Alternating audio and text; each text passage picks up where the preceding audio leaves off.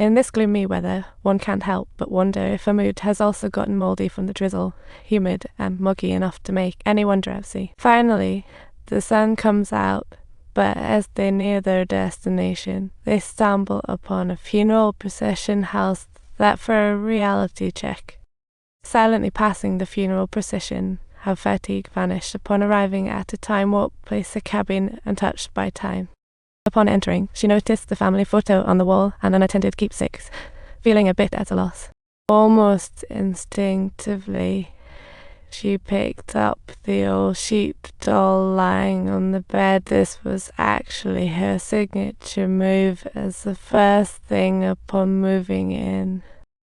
Subtitles first. She burns the old owner's items to ashes. What's a hot night without wild flames? Under the dim light of the oil lamp, a surprise guest appeared, the local deputy, who also happened to be the last neighbour standing. During small talk, she found Katie's group had travelled 2 weeks, shocked to check if their GPS failed. She finally realised why they didn't take the water route, which would have only taken 5 days. It turns out Walter was having a little fun testing their endurance. But honestly, she didn't want to dwell on it now. The deputy was intrigued to hear Walter voluntarily came along for the adventure. She was even more perplexed about why the wife had to join in this dangerous adventure too. She could merely mask her confusion with the phrase personal choice, as the deputy added.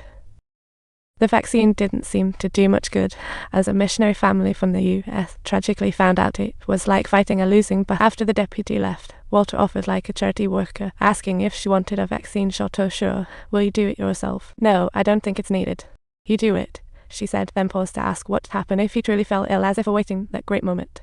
"Don't think too much about what could happen in the first 36 hours. You just might dehydrate and pass away. It'd make for quite the dramatic exit. So, don't be embarrassed.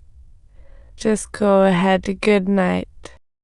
The noise from across the bank grew louder. The deputy had just warned them that it was the living trying to console the spirits. The next day, Walter left early for a river survey, with only an assistant arranged by his deputy, a prelude to a new party.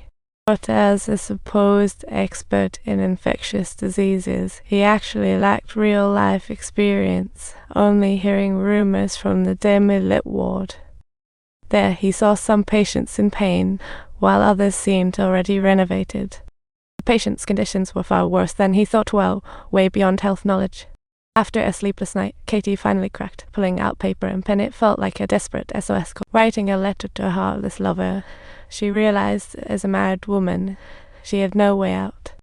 To her surprise, the post office had closed, forcing her to ask the deputy for help. What a shock!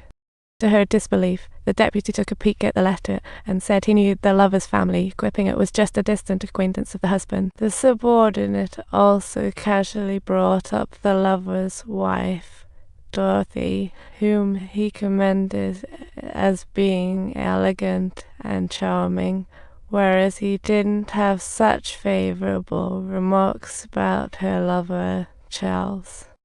He claimed to have heard her say that her expectations of her husband were simply unbelievable, making it a second chance condition. She gave up on mailing the letter and hurriedly fled, feeling like a homeless wanderer, her emotions a paint palette thrown onto the floor.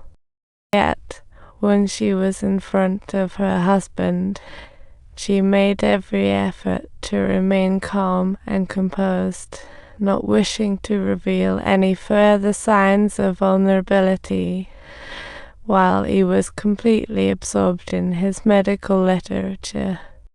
If he fails to repeat what he said a few times, people would completely fail to hear her speaking. Walter, I ask you, are you out of your mind? That's just not good. Subtitles. This is really bad, but it's okay. She's not cooking anything. Put it down, thank you. Are you still thinking of killing yourself? He responded with actions instead of words. Walter wasn't backing down either. In silence, they engaged in a life or death game, with faint whispers of ghost choirs surrounding them. Ready to strike a grand finale at any given moment, Walter burrowed into his studies, confirming through the microscope that the water source had indeed been outside. Guards watched silently as the house ashed. Awed, he looked up and saw the mute servant again. To alleviate his boredom, Walter sought out the deputy, only to witness the pain of the sick for the first time as he opened the door. Confused, he walked towards the corpse, his mind racing. It certainly wasn't a gala party. "Don't touch it. Come back, miss. Come back, miss. Get away. Hurry back, miss." He took quite a while to settle his nerves.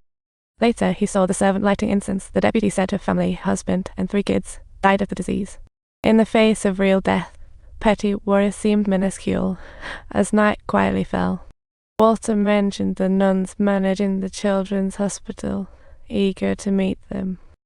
"I hope to discuss her marriage." "Oh, you still love that marriage, right?"